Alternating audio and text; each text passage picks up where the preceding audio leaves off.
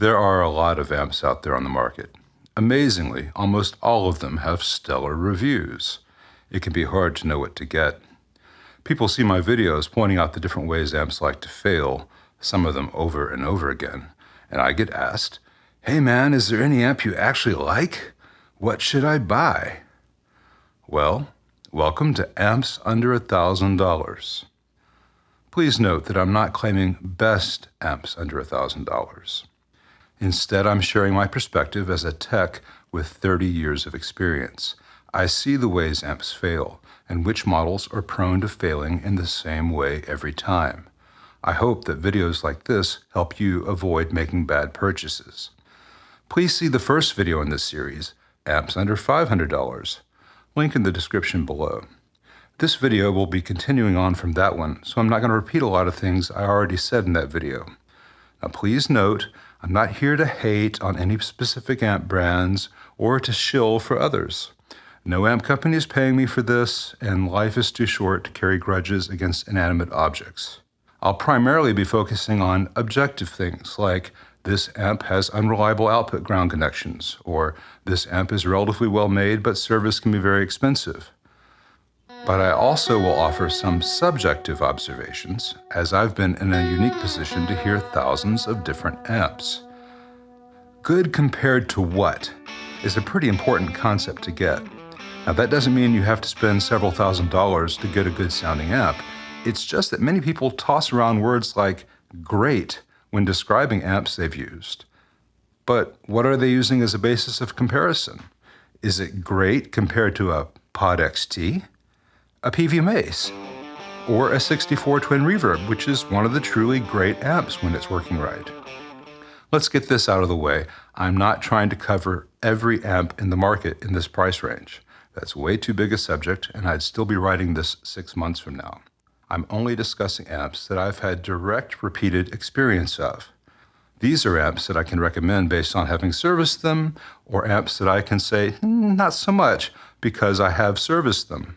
Now, any amp in any price range will eventually need service, but the ones that just need a tube changed, a pot cleaned, or a resistor replaced are the kinds of things I'll point you to, not the this one catches on fire kinds of amps.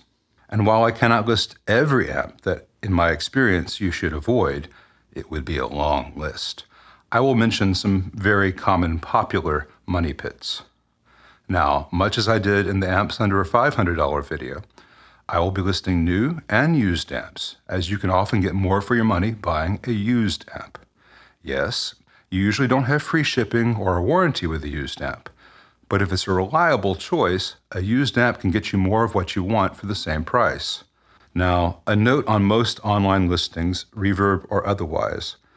Most sellers don't show the gut shots, that is, the insides of the chassis, so you don't always know what you're getting. The amp could be great, or it could obviously need a cap job, or it could be a dumpster fire inside. As amps are usually big, heavy things, you will usually be buying a used amp locally, which means you can give it a visual inspection, turn it on, and play it. Make sure everything sounds good. Test every jack, every pot, every channel, etc. Now, there are advantages to buying through a music store with a good return policy. Many of my in-town clients bring me amps that they've bought before they even turn them on, and I'm usually able to give them good news or a fairly low estimate for needed service, but not always.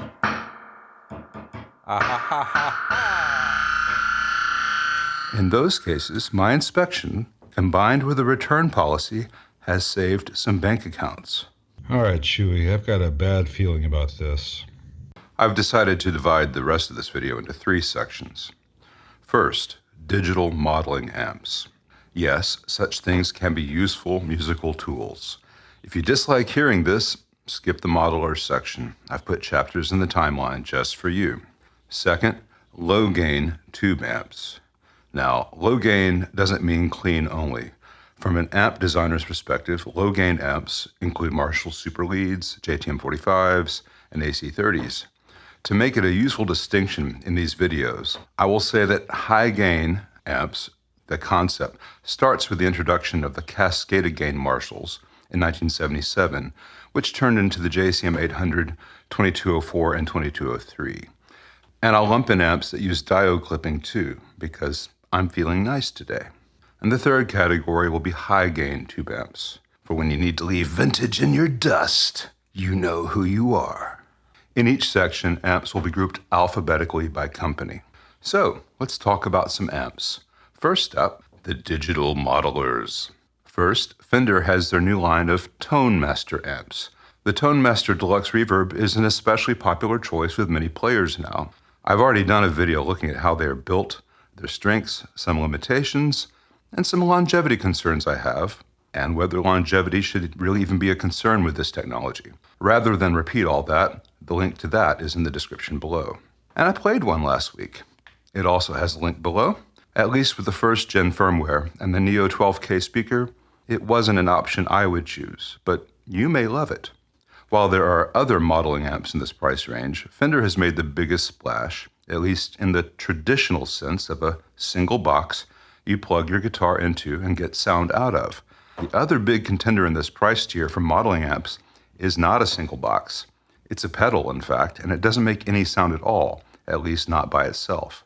It's the Line 6 HX Stomp, and I'm not here to sell it or diss it, but it would be wrong of me not to discuss it.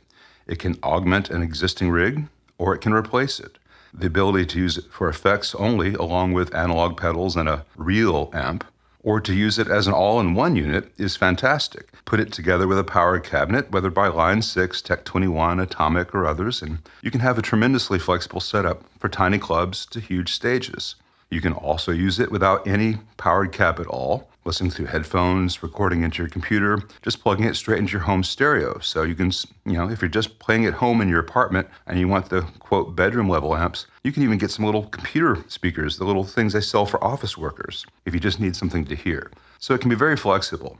If the sound works for you, many players love theirs. For myself, and this is where it gets subjective, I find many of the sounds people have gotten with them to be a little too homogenized, where a Tele sounds the same as a Les Paul, because there is so much stuff on top. There's a lot of icing, it's hard to taste the cake. But I suspect that it's usually the player making poor programming choices. And that can be one problem with gear like this. There are so many options. It's easy to get lost. But if I was looking to put together a digital modeling rig, I think I'd be more inclined towards the Line 6 than the Fender. It's more flexible, more expandable, more forward-thinking. And you could just take the HX Stomp in a carry-on and use it with backline for fly dates, keeping all your sounds that you've put together. Now, neither modeling approach will be for everyone, but they deserve a listing here. For those wanting a more traditional setup, let's move on to low-gain tube amps. We're going to start with Fender, which is fair both alphabetically and historically. Fender created the first real serious guitar amps out there. They were pretty much the first ones to make serious guitar amps for real musicians' needs. And from the 50s, 60s, and 70s, they were ahead of the pack. By the 80s, they began to lose their way. Other amp companies got better, and Marshall certainly was a thing, and Vox was a thing in the 60s. But in America especially, Fender was the best option for most players. And I love some old Gibsons and I love Ampegs and stuff, but seriously, Fender got it right out of the gate. So let's start there. Let's start with the Fender Reissue series, which can be the most cost-effective way to get one of those, quote, classic amps. All of the Fender Reissue amps can be made to be very good sounding, very reliable amps, but they all require the same basic changes to get to that point. I've got a video linked in the description below specifically on the Reissue series. To sum it up, you have to replace the stock IC brand filter caps.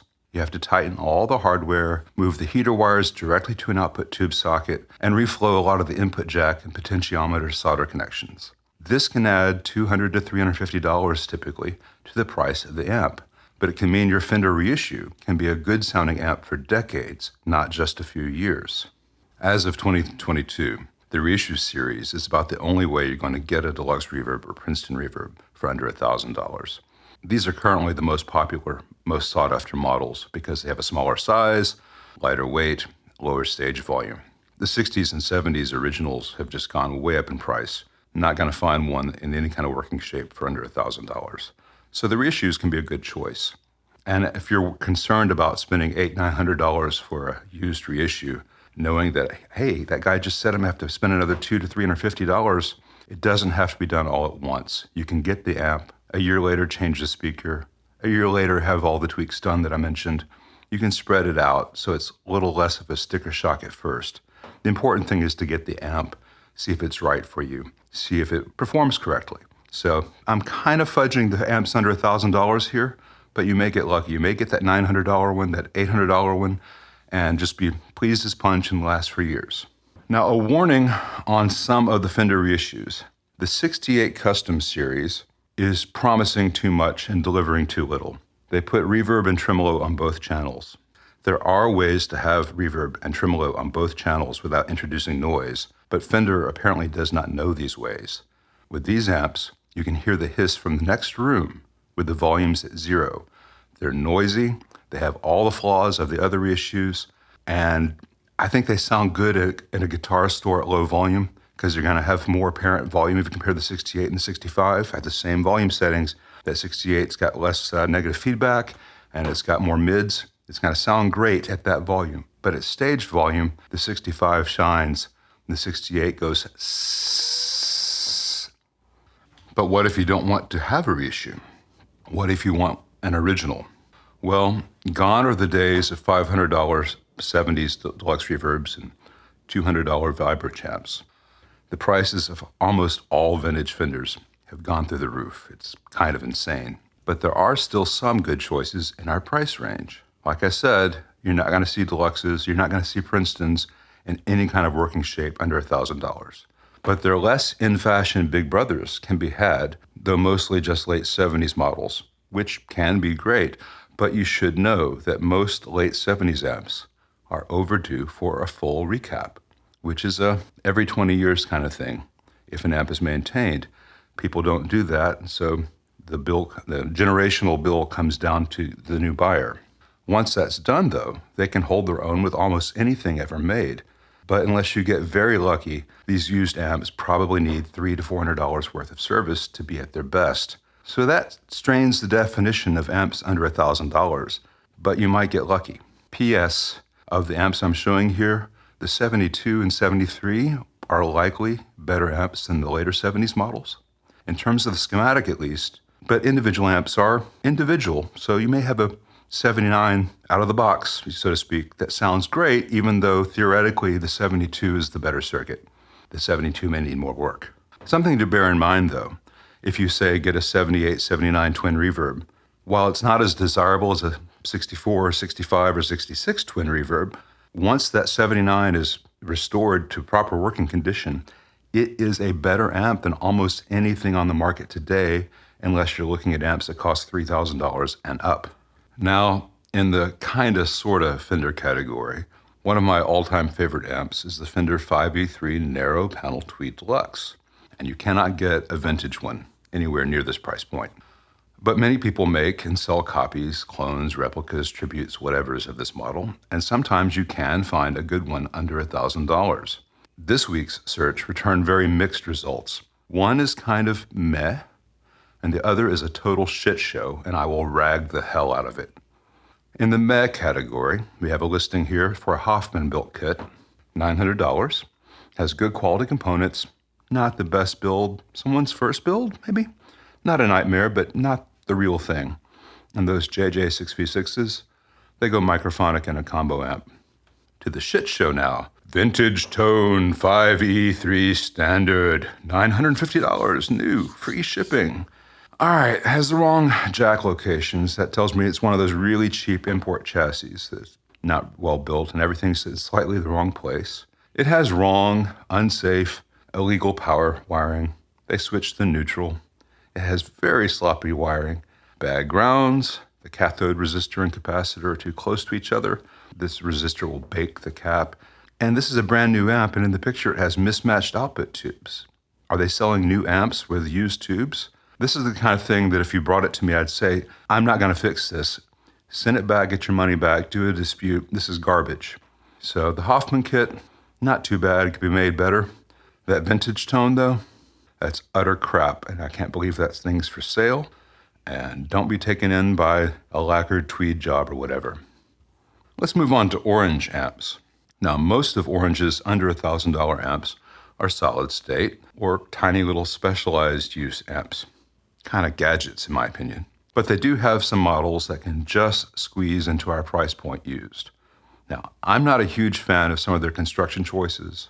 With the set screw knobs on split shaft pots, the 16mm pots, I also find their graphics too cutesy to be really useful, and they have very non-intuitive tone controls on some models. But others love them, so I will include them here. They can sound very good, but aren't as rugged as the massive chassis might indicate, putting aside the lunchbox amps like the Dual Terror. More on that later in the video. So I've got a Rockerverb 50 1x12 combo here for $1,000. Now, notice that some sellers just copy and paste. The listing says black Deluxe, for example, but even with my colorblind eyes, it looks pretty orange to me. Now, I don't know how often you can find this model at this price, but it's a pretty good amp. It's probably not going to last forever, but it doesn't have any serious flaws. It's not going to catch on fire. It's just a little bit on the flimsy price for what the Rockerverb 50s go for new. Here we've got a used AD30 right at $1,000. It's a pretty good sounding amp, built much like the Rockerverb. I'm not sure that they're worth the new price, but used can be good. But note that this is $1,000 for just a head. You'll need to spend a bit more if you want speakers with it.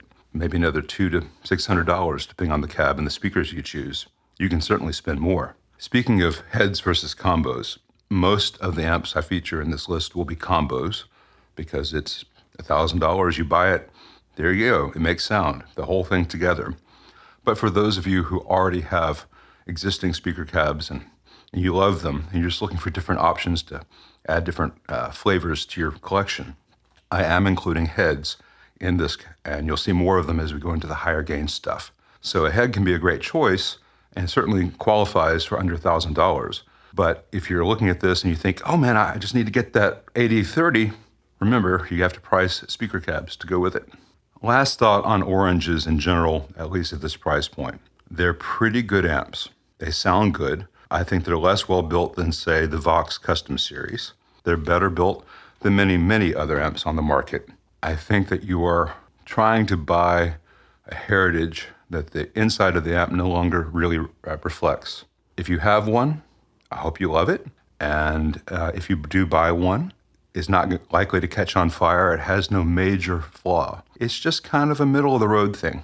So I wouldn't really recommend it, but I wouldn't warn people away from it. If you play one and you love it, mazel tov. Now let's move on to Traynor. Now it will come as no shock to our Canadian friends that Traynor made some seriously good amps, but they also made some real stinkers.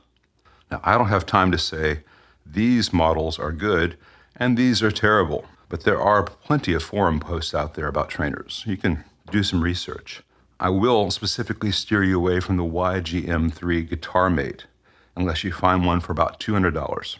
They're built cheap, they sound cheap, they're expensive to repair. Terrible things. But in our price range, $1,000 and less, let's focus on the truly excellent YBA1 Bassmasters, which are not, in fact, bass amps, but more like a Marshall, though they have excellent cleans too. Now, before you get too excited, most vintage Traynors need the same kind of service most 70s Fenders do. So all new electrolytic caps, sometimes new power resistors, sometimes new diodes, and the dumb 5-amp circuit breaker usually wears out and was a bad idea to begin with. So a real fuse holder is a must. On top of that, the linear taper volume pots can be cruelly loud. So most Traynor owners prefer audio taper for their volume pots. And the Traynor bright cap will tear your head off if you play clean. So a change to more Fender-like 100 picofarad, maybe 250, is usually a good choice. So you can easily spend another $300 to $400 getting these in their best shape. But at the end of that, you have a real tone monster, as good as anything Marshall or Fender ever made, and to some ears better. They're really good amps.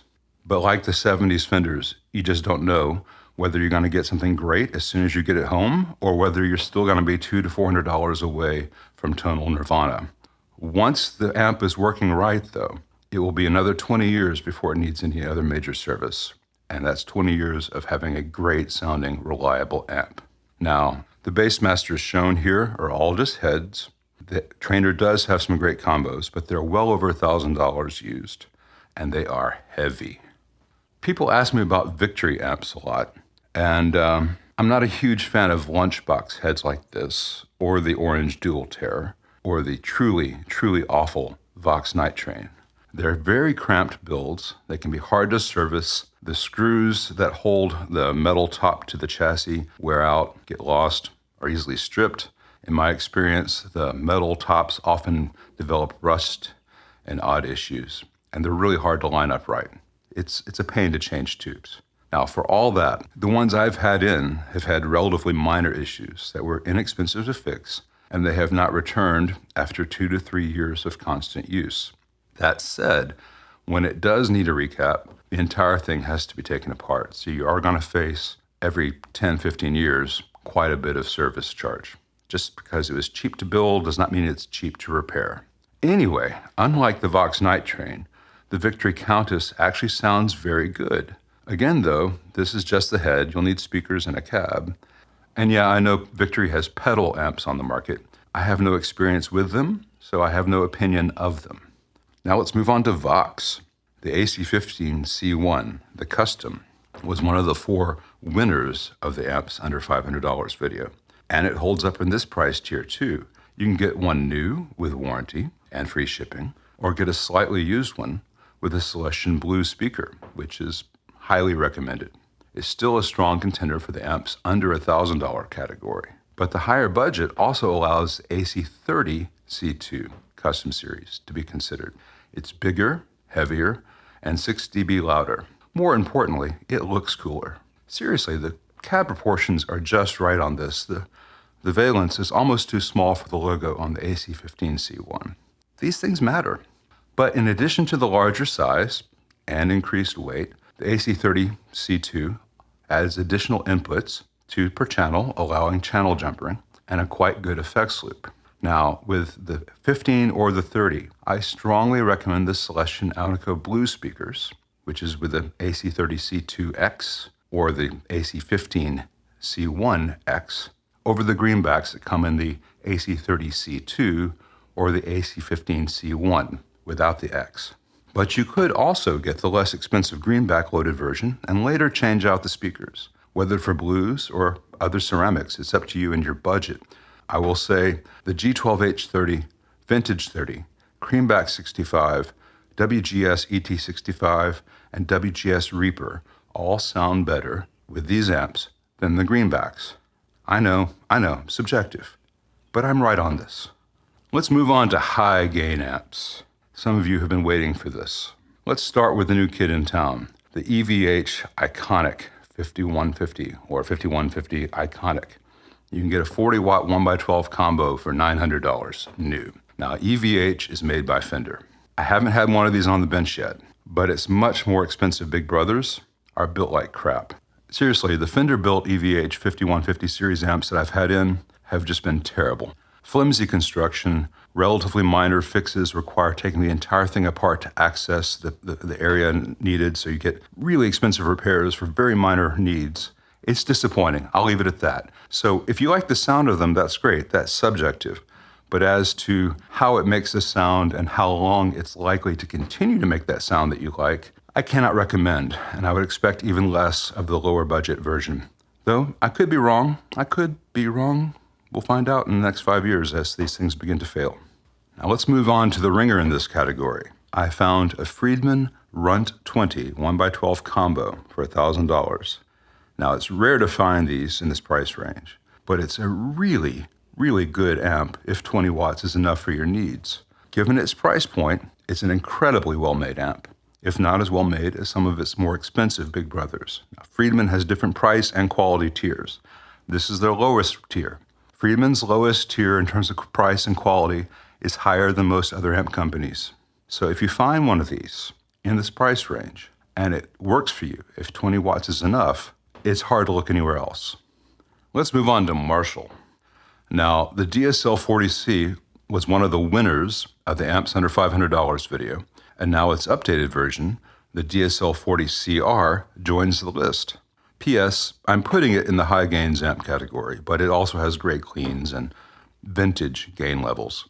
It's not the world's best vintage Marshall sound or the world's best modern high gain sound, but it does both pretty darn well for the price and has a really great clean channel too.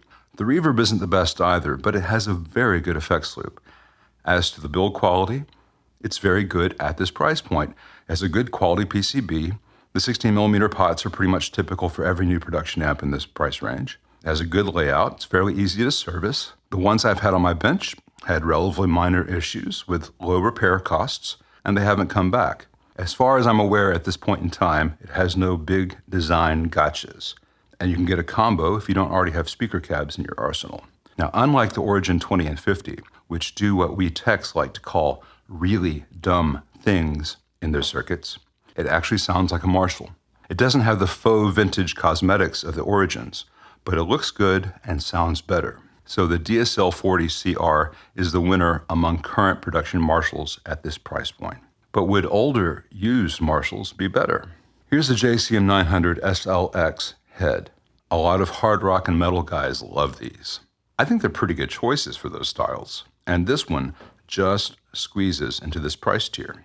Note, however, that it has some of the same construction weaknesses that I raised concerns about with the next series, the high-gain dual reverb amps. So let's go to those. We've got 3 different JCM 900 high-gain dual reverbs. 100-watt head, 100-watt 2x12 combo, and a 50-watt 2x12 combo. These are all within the price tier for this video, under $1,000. That's good. Now, these are good amps, though this series had a design flaw on the output jack ground normaling circuit, which is an easy fix if it hasn't caused problems with output transformers or tubes. It's prone to bad solder joints pretty much across the board, no pun intended, which are also easily fixed. It can have the bias components fail, which is easily fixed if they haven't caused larger issues. And sometimes there's heat damage on the board due to the diode bridges being mounted without any air gap. I'm just not all that convinced that these used JCM 900s are really any better than a new DSL40CR. There are aspects of the older amps which are better built, better quality chassis, et cetera, but in terms of the sound and the cost of ownership, consider it more of a tie. They do sound different, but it's different flavors of good. French vanilla versus home-style vanilla. None of these Marshall options get into the truly great category. That will begin in a higher price point video. That's just how the world works. But they are very popular choices for a lot of different players for very good reasons, especially at the price point given what you get. Next, let's look at Mesa Boogie. Those of you who have been following my channel for a while are probably taking this time to pause the video and to make some popcorn. I'm including a Mesa Boogie in this list. It almost doesn't matter which model, though I chose a single rectifier Rockerverb Series 2 50-watt 1x12 with road case for $1,000. Sounds perfect, right? $1,000 gets you 2 clean channels, 2 dirty channels, including insane high gain, reverb and tremolo, loud enough for any stage, but it's just a 1x12 combo. It should be perfect. Unfortunately, Mesa Boogies are consistently the worst designed and built expensive amps I've ever encountered. Traces that are because they're too close together, and the conformal coating they use becomes conductive. Diodes underrated for current and voltage that burn the board and themselves. Huge stacks of obsolete Vactrols, and the one that needs changing is always beneath the 3 others. 3/4 watt resistors that commonly fail, particularly as plate or cathode followers where there is significant voltage. Speaking of voltage, 400 volt coupling caps that consistently leak because they have more than 400 volts across them. 630 volt caps cost a few pennies more. Mesa won't use them. Cheap pots that fail mechanically and drift in value randomly. Bizarre reliance on outdated carbon composite resistors and power supplies. Yes, they burn, just as any designer would warn them. Components installed in layers requiring top layer components to be removed so that bottom layer components can be accessed. I'm resisting the urge to do this as Shatner. Tantalum caps for cathode bypasses, which, tantalum caps for cathode bypasses, which predictably burn because Mesa used the smallest voltage rating they thought they could get away with. Time and time again, they didn't get away with it. And the tantalums burn. To properly change many components requires removing everything off the front panel and disconnecting multiple wires to pull the main board.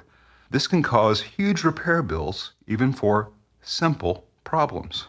And if you, as a tech, point out that the amps are noisy, that they pop when you change channels, that the tone stack doesn't do much because it was placed before 3 subsequent gain stages, the Mesa cultists say you just don't know how to dial it in, or that noise is the price you pay for the tone, or some other BS that makes a bad product seem normal.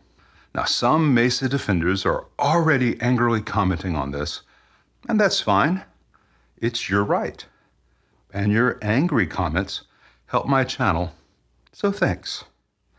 For the rest of you, I would never recommend any Mesa amp unless you can get an old Mark I, but that would be another price point, and someone like me would have to fix all the tack solder connections and replace the dumb tantalums. Enough doom and gloom, let's move over to orange. Oh, the dual terror. Okay, back to some doom and gloom. I mentioned some reservations I have about oranges in general, and lunchbox amps in general. These come together in the perfect storm and create the orange dual terror. Now, it's not terrible, no pun intended. It's not great as far as the build quality goes. I think it's a good choice if you're okay with it lasting maybe 10 years, at which point the service will be crazy. They're not prone to massive failures or anything. It's kind of a little thing that does a specific thing, and there are trade-offs to small size. Service becomes very expensive. It sounds pretty good. Someone's gonna love it. I have reservations. I wouldn't necessarily recommend it unless you just have money to burn and just want a little orange thing in the background of your video. A lot of guys do. It's a good sounding little amp. I just think it's a little overpriced. Let's move on to good old Peavey. Here's a 6505 Plus. Now this amp is a 5150 that doesn't say EVH. It's the same amp, it costs less. It has the same issues. But if you really want that sound, it's better built than the EVH 5150 series. I mean, it's not built very well at all, but it's still better than the EVH 5150s. If you want to know why I don't love the 6505 or the Peavey 5150, the heaters draw more current than the ribbon cables and their connectors can handle. The mute transistors fail way too often. The circuit is noisy by design and their budgeting choices they made. It's extremely prone to microphonics, and the cheap pots often fail and are getting harder and harder to replace now that Peavey is shutting down its parts department. Well, we've reached the point in the video where other channels will be announcing the winners or the best. There is no one best amp, as different players have different tastes and needs.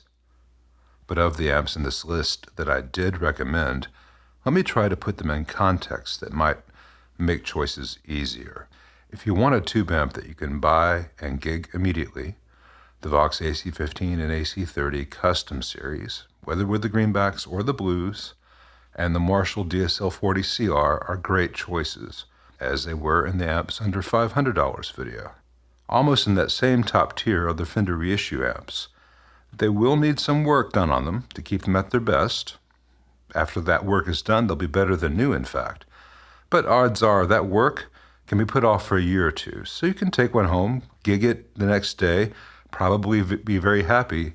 Just know that there's kind of a honeymoon period with those. And there are various special editions of the Deluxe Reverb that come with creambacks and other upgraded speakers. If you can find one of them used, you're ahead of the game.